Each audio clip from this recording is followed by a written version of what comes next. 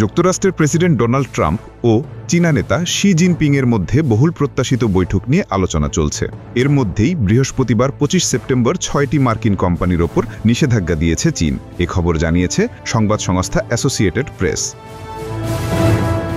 প্রতিবেদনে বলা হয়েছে, চীনা বাণিজ্য মন্ত্রণালয়ের এক বিবৃতি অনুসারে 3টি মার্কিন কোম্পানিকে চীনের অনির্ভরযোগ্য সত্তার তালিকায় যুক্ত করা হয়েছে, যা কার্যকরভাবে তাদের বেইজিংয়ের সঙ্গে বাণিজ্য থেকে নিষিদ্ধ করেছে।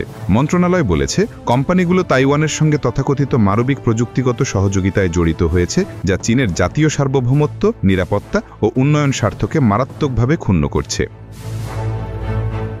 চীনের অনির্ভরযোগ্য সত্তার তালিকায় যুক্ত করা কোম্পানিগুলো হল মানুষবিহীন যানবাহন নির্মাতা প্রতিষ্ঠান সার্নিক টেকনোলজিস, স্যাটেলাইট প্রযুক্তি কোম্পানি এয়ারকম ও সাবসি ইঞ্জিনিয়ারিং ফার্ম ওশিনিয়ারিং ইন্টারন্যাশনাল। পৃথকভাবে আরও 3টি মার্কিন কোম্পানিকে চীনের রপ্তানি নিয়ন্ত্রণ তালিকায় যুক্ত করা হয়েছে। ফলে তারা সামরিক এবং বেসামরিক উভয় ক্ষেত্রেই দ্বৈত ব্যবহারের পণ্যের চীনা সরবরাহ গ্রহণ করতে পারবে না। কোম্পানিগুলো হল সামরিক জাহাজ নির্মাতা হান্টিংটন ইঙ্গালস ইন্ডাস্ট্রিজ, ইঞ্জিনিয়ারিং এবং facilities manager planet management group এবং ইন্টেলিজেন্স ফার্ম গ্লোবাল ডাইমেনশনস।